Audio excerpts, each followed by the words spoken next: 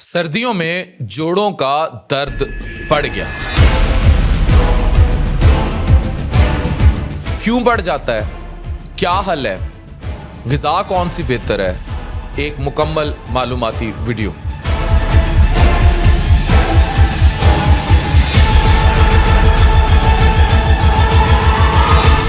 सर्दियां किसको अच्छी नहीं लगती, लेकिन क्या सर्दियों में आपको भी हड्डियों और जोड़ों में दर्द होने लगता है?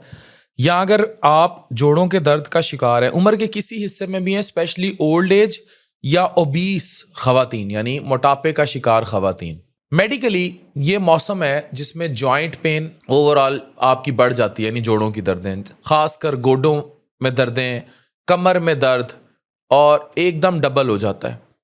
आखिर क्यों? आज साइंस समझते हैं। कोल्ड वेदर यानी सर्दी is equal to instant joint stiffness. सर्दियां डॉक्टर साहब मेरे जोड़ अकड़ गए। सर्दी लगते ही घुटने दर्द होते हैं, कमर अकड़ जाती है, चलना मुश्किल हो जाता है। असल में होता क्या है?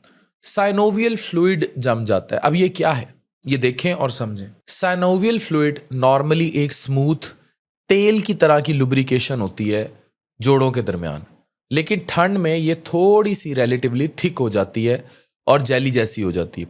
जितना फ्लूइड थिक उतनी ही फ्रिक्शन यानी रगड़ ज़्यादा और उतना दर्द बढ़ जाता है। ठंड ब्लड वेसल्स को तंग करती है, स्पेशली आपकी पेरिफ्रीज की, जिससे सर्कुलेशन स्लो होता है। मसल्स और लिगामेंट्स टाइट हो जाते हैं, मूवमेंट रिस्ट्रिक्ट होती है। ये बहुत अहम वीडियो है, इसको ज़्यादा से ज़्यादा शेयर कीजिएगा, स्पेशली अपने वालिदैन के साथ जो इस एज ग्रुप में है।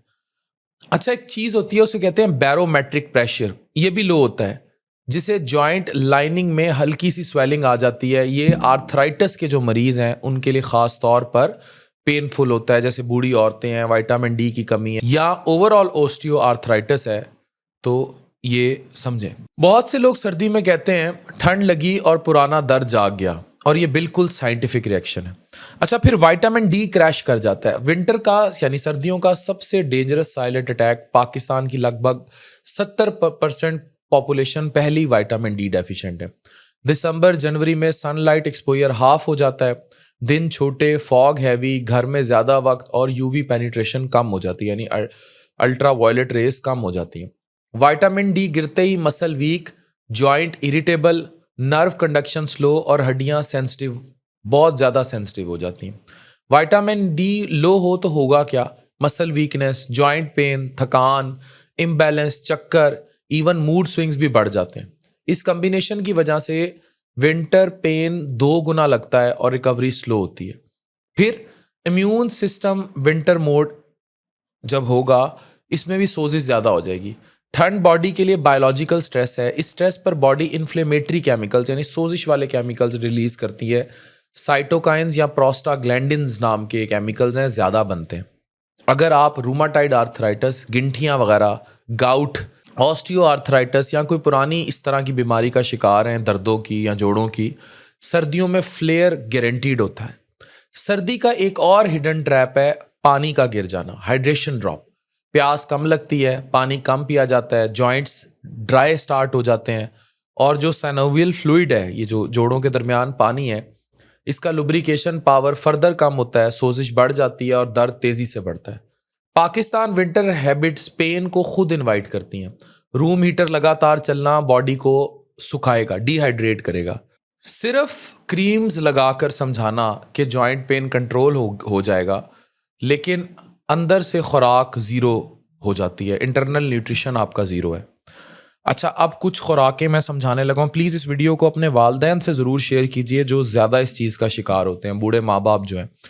वाइट ब्रेड यानी सफ़ेद आटे की रोटी, चाय, पराठा और हाई कार्ब डाइट, ये समोसे, पकौड़े, जलेबियाँ, तला हुआ कोई भी फूड डाइट, ये सोजिश आवर होती है, इन्फ्लेमेटरी होती है। वॉक और मूवमेंट, सर्दी की वजह से लोग बाहर नहीं निकलते, बंद, स्पेशली सुबह के वक्त। रात को बहुत ज़्यादा खाना और रज़ाई लेकर पड़ जाना मेटाबॉलिज्म को स्लो करता है और सोजिश को बढ़ा देता है। ये सारी हैबिट्स मिलकर जोड़ों को विंटर में सुईर अटैक का शिकार बनाती हैं। अब सवाल यह है कि रिलीफ कैसे लेना है। सुबह का गर्म शावर साइनोवियल फ्लूइड को, यानी सुबह अगर आप गर्म शावर लेंगे तो ये उसको थिन करता है, जॉइंट्स को एक्टिव करता है और सोजिश कम करता है। इसलिए जो लोग कहते हैं हम सुबह सुबह ठंडे पानी से नहाए थे, जोड़ अकड़ गए, वो बिल्कुल ठीक कहते हैं। विटामिन डी और मैग्नीशियम, अब ये मैग्नीशियम हम इसलिए लेकर आए क्योंकि मैग्नीशियम डेफिशिएंसी इतनी कॉमन थी। ये मैग्नीशियम ग्लाइसिनेट, ये रात को एक गोली लें, यू विल बी वेल। लेना विंटर्स में एसेंशियल है। मैग्नीशियम मसल्स को रिलैक्स रखता है, क्रैम्प्स और टाइटनेस को रिड्यूस करता है, स्लीप बहुत अच्छी है।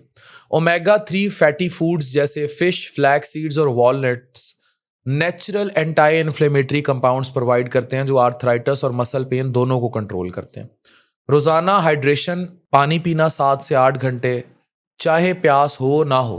रोज सिर्फ 10 मिनट लाइट सी स्ट्रेचिंग करवाना, यानी या खुद कर लेना, कमर की, कूलों की, जोड़ों मतलब गोडों की, नीचे एंकल्स की, जॉइंट की मोबिलिटी को यानी मूवमेंट को ड्रामेटिकली इंप्रूव करती है। हर 45 मिनट बैठने के बाद 1 मिनट चलना सर्कुलेशन को एक्टिव रखता है और स्टिफनेस टूट जाती है। डीप फ्राइड, बहुत ज़्यादा नमक वाले और वेरी शुगरी इन्फ्लेमेशन को स्पाइक करती हैं, उनका कंट्रोल पेन को हाफ कर देता है। अब वो कौन से रेड फ्लैग्स हैं जिसमें डॉक्टर से ज़रूर कंसल्ट करना चाहिए? अगर जॉइंट स्वोलन है और टच पर गर्म है, मॉर्निंग स्टिफनेस 1 घंटे से ज़्यादा चले, अचानक स्वीयर नी पेन हो जाए, ख़ास तौर पर पाँव के अंगूठे में, तो गाउट का सस्पिशन है। दर्द रात को नींद ना आने दे, बुखार हो जाए, जोड़ सूज जाए, या तो इन्फेक्शन भी हो सकता है। अपने जॉइंट्स का ख्याल रखें और इस वीडियो को अपने वालिदैन के लिए नेमत समझकर शेयर करें। इसमें बहुत अहम मालूमात है। Thank you very much.